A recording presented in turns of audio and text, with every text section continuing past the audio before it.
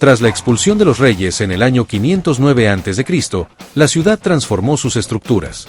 El nuevo orden no solo se construyó en torno al Senado, también surgieron espacios colectivos donde la multitud organizada tomaba parte en decisiones cruciales. Aquella dinámica correspondía al espíritu de un pueblo que rechazaba monarquías y necesitaba canales para expresar su voluntad. Los comicios se reunían en campos abiertos, donde miles acudían a escuchar a magistrados que presentaban propuestas.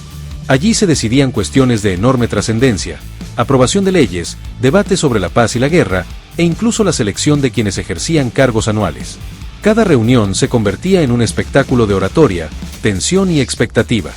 El siglo V a.C. fue testigo de intensos enfrentamientos sociales, y en esas tribunas se resolvieron disputas que marcaron el destino de generaciones enteras. Con el correr del tiempo, estas asambleas evolucionaron, transformándose en auténticos pilares de la República. La organización de los sufragios no era uniforme, pues diferentes criterios de clasificación separaban a los participantes en grupos con atribuciones específicas. Cada convocatoria se hacía a través de heraldos que recorrían las calles anunciando lugar y fecha. Una vez reunidos, los asistentes se disponían en filas largas, aguardando turno para emitir su voto. Los debates podían durar horas, con discursos preparados cuidadosamente por oradores que buscaban convencer al público. La presión de la multitud era tan grande que muchos magistrados debían medir cada palabra antes de presentar una iniciativa. El ambiente estaba cargado de expectación, ya que cualquier decisión adoptada podía alterar la vida política de la comunidad. Este mecanismo, aunque imperfecto, ofrecía un marco donde ciudadanos de distintas condiciones participaban en procesos decisivos, reflejando la transición hacia un sistema complejo que necesitaba equilibrio permanente para funcionar de manera estable. En los campos situados cerca del Tíber, los ciudadanos se organizaban según riqueza acumulada. Las centurias, agrupaciones militares y económicas, definían la distribución del voto. Los más acaudalados obtenían prioridad y con frecuencia lograban inclinar resultados antes de que las clases bajas emitieran sufragios. Allí se elegían cónsules, pretores y censores, responsables de tareas esenciales. Estas reuniones declaraban guerras contra pueblos vecinos y ratificaban disposiciones legales. Desde el siglo IV a.C., cada decisión tomada en este escenario afectaba la vida de campesinos, comerciantes y soldados.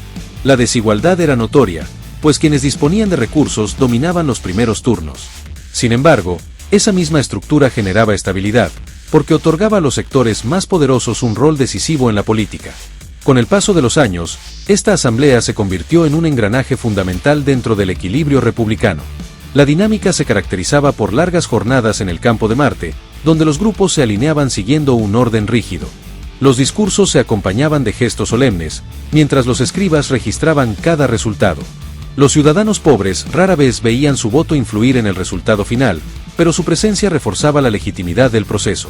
La disposición en bloques marcaba con claridad quienes tenían más peso en las resoluciones. La combinación de factores militares, económicos y religiosos reforzaba la autoridad de este órgano, que tenía competencia en las decisiones más trascendentes del Estado. El sonido de trompetas marcaba el inicio de la votación, mientras los heraldos supervisaban la entrada ordenada de cada grupo.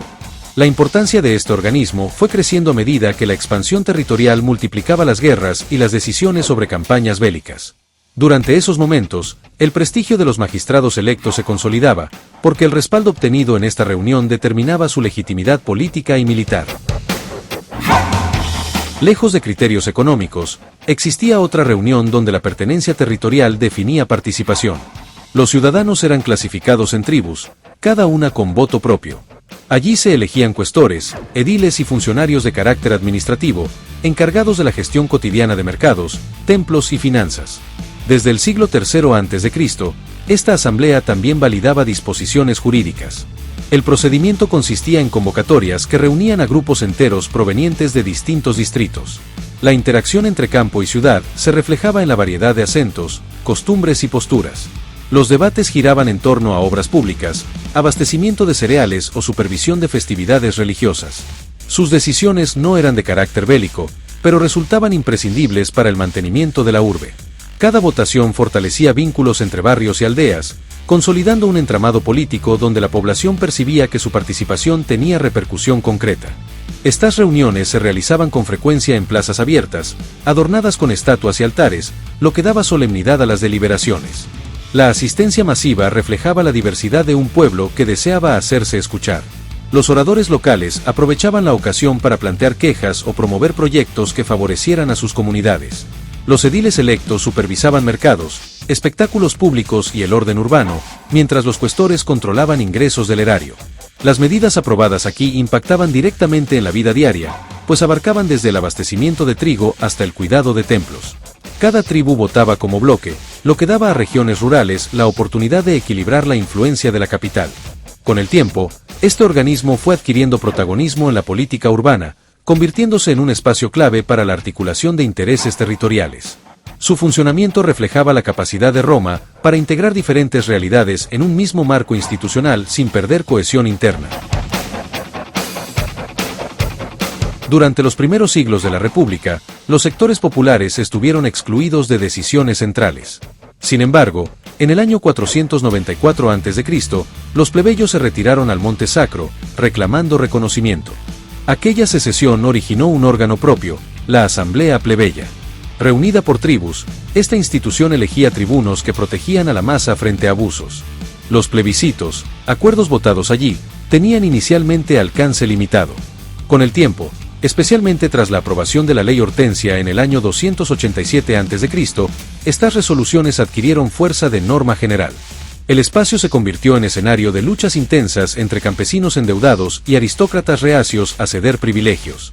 Cada convocatoria generaba expectación, porque los tribunos podían vetar disposiciones consideradas perjudiciales para la multitud. Así, la plebe consolidó un instrumento clave dentro del engranaje republicano, capaz de modificar el rumbo político mediante su propia voz. La atmósfera en estas reuniones estaba cargada de tensión, pues cada discurso podía alterar la voluntad de cientos de asistentes. Los tribunos gozaban de inmunidad personal, lo que les permitía actuar con firmeza frente a presiones externas. Los temas tratados iban desde conflictos por deudas hasta distribución de tierras. Con frecuencia, los campesinos llegaban desde aldeas distantes, trayendo sus quejas y buscando soluciones en estas reuniones. La creciente fuerza de esta institución hizo que las familias patricias intentaran limitarla, aunque sin éxito completo. Su papel fue determinante en la transformación política del Estado romano, pues permitió a sectores antes marginados incorporarse a procesos decisivos. Las leyes aprobadas en este marco influyeron de manera directa en la organización social, consolidando derechos que antes resultaban impensables. La coexistencia de varios organismos trajo consigo tensiones inevitables. Las centurias favorecían a los acaudalados, mientras que la plebe encontraba en su concilio un instrumento de defensa.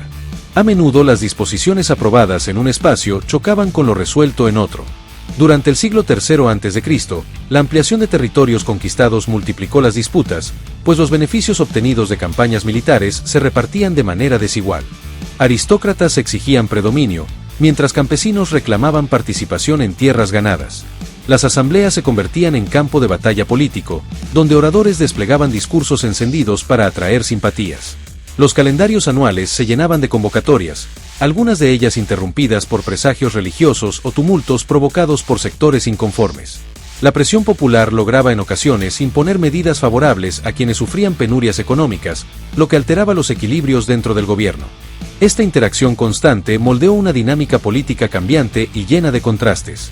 A medida que Roma expandía su dominio, las tensiones internas se profundizaban. Los debates sobre la distribución de botines y el destino de nuevas colonias eran frecuentes. Los ciudadanos se enfrentaban con discursos opuestos, defendiendo intereses contrapuestos según su condición social. La política adquiría un carácter cada vez más competitivo, y las diferencias se hacían visibles en cada reunión. En muchas ocasiones, el Senado debía intervenir para resolver disputas que las asambleas no podían zanjar por sí mismas. La competencia entre instituciones se convirtió en un rasgo característico de la República, reflejando la dificultad de conciliar demandas divergentes en un Estado en constante expansión territorial y social.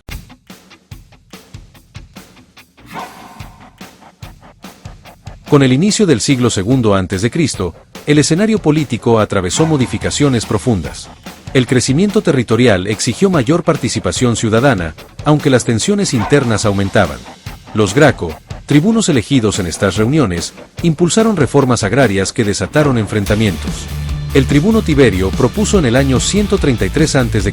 repartir terrenos entre campesinos, generando resistencia en el Senado. Su hermano Cayo, elegido posteriormente, promovió medidas de abastecimiento para las masas urbanas.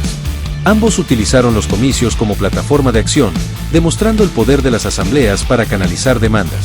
Estos episodios evidenciaron la capacidad de tales espacios para desafiar a las instituciones tradicionales. Las multitudes acudían en oleadas a votar, conscientes de que sus decisiones podían alterar estructuras consolidadas durante siglos.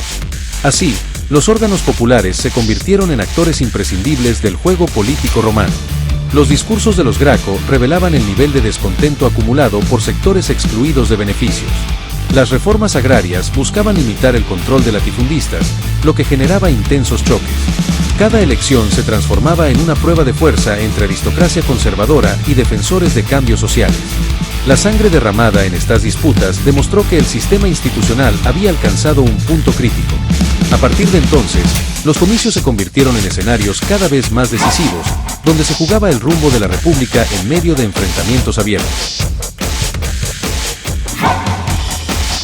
Hacia finales del siglo I a.C., la República atravesaba un periodo de convulsiones. Las asambleas, aunque seguían convocándose, quedaron atrapadas en rivalidades entre caudillos militares. Las reformas de Mario y Sila modificaron procedimientos, intentando limitar la presión de la multitud. En aquellos años, la concentración de poder en manos de líderes armados redujo la eficacia de los comicios. Sin embargo, aún mantenían capacidad de elección y ratificación de leyes, aunque bajo vigilancia de facciones enfrentadas. Las votaciones se realizaban en medio de tensiones, con partidarios de distintos generales disputando influencia. El ascenso de Julio César en el año 49 a.C. y las posteriores guerras civiles transformaron radicalmente la función de los órganos colectivos. De instrumentos de participación genuina pasaron a ser escenarios controlados por figuras dominantes, reflejando la crisis que condujo a la desaparición del sistema republicano en el año 27 a.C. Los comicios comenzaron a carecer de autonomía, pues los caudillos utilizaban su poder para manipular resultados. El pueblo asistía aún a las convocatorias, pero la violencia y las amenazas condicionaban el proceso. Los tribunos eran presionados para aceptar iniciativas que beneficiaban a una facción. Las instituciones tradicionales fueron perdiendo vigencia, y los discursos de oradores independientes se apagaron frente al dominio de generales. Cada reunión se desarrollaba bajo la sombra de tropas armadas que rodeaban los recintos. Esta situación provocó que los comicios dejaran de ser espacios libres de deliberación, transformándose en simples instrumentos legitimadores de decisiones previamente impuestas. Así, la participación ciudadana perdió relevancia ante el poder militar.